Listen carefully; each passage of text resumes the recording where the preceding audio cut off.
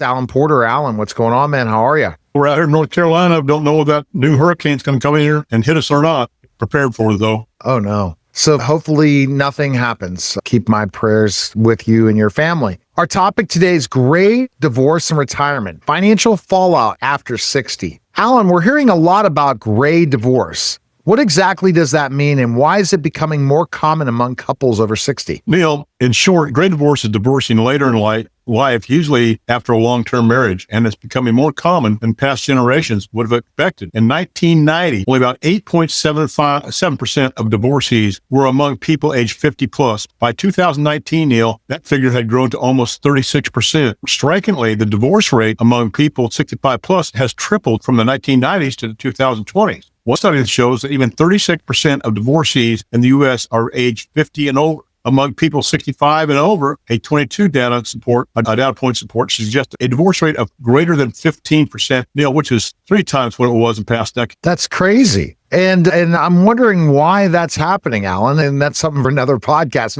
not financial one, but it's crazy. How does divorce later in life impact retirement plans differently than it would for younger couples? There's many things, but one thing, there's no decades left to rebuild savings. For one, because we're losing compounding, the impact on compounding, any split in retirement assets or loss of shared savings means there's less principal compounding over time and not enough years to catch up. You remember, Einstein says compounding is the eighth wonder of the world, and it's just, you're not going to have that anymore. But there's many other things that will go into this. What happens to retirement accounts, pensions, and Social Security benefits in a gray divorce? Division of retirement assets and income streams. Now understand, splitting the accounts cuts balances in half, sometimes reducing each person's ability to generate income from them. If withdrawals are already being taken out, such as required minimum distribution, those calculations now need to be readjusted. Healthcare and long-term care are already major retirement concerns, which we've talked about in this podcast multiple times. How does divorce make those issues even more complicated? Think about it. The average couple healthcare costs are around $310,000 during their retirement. And if long-term care comes in there or critical care, it goes over $400,000. Understand this. If you're retired on a spouse's insurance, you may face higher premiums or COBRA. You need to budget more for long-term care since a spouse may no longer be your primary caregiver. That's so true. For someone facing or considering divorce later in life, what financial steps should they take immediately to protect themselves? As I've always said, you need to make a plan. But get organized, talk to a professional early, protect retirement assets, secure your finances and credit. That's very important. Plan for long-term health care and legal updates, and rework your retirement plan. It seems like it's a really difficult, challenging thing, Alan, getting divorced in your 60s when it comes to the financial side. It absolutely is, Neil. What's your message of hope to people navigating gray divorce who feel like their financial future is over? Neil, like I've always said, you've got to have a plan. If you don't have a plan, make one. If you do have a plan, you need to improve on it. But if you want to talk to me about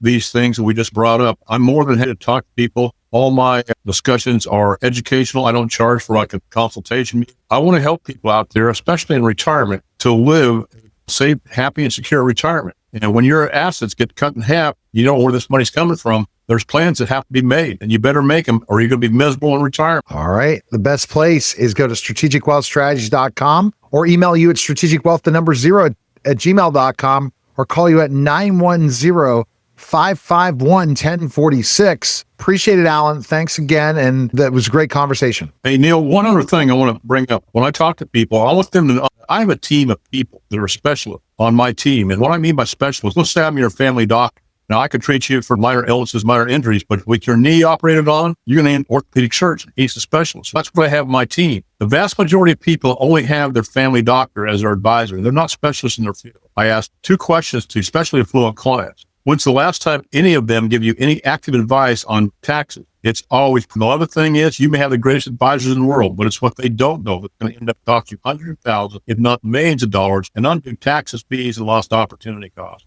Neil, there's so much stuff out there that people do not understand. They're not given privy to, and it all has to do with education. But I want to educate people on what the financial institutions and the wealthy have been doing for years to grow their wealth. All right. We appreciate it, Alan. That was the Strategic Wealth Strategies podcast, guys.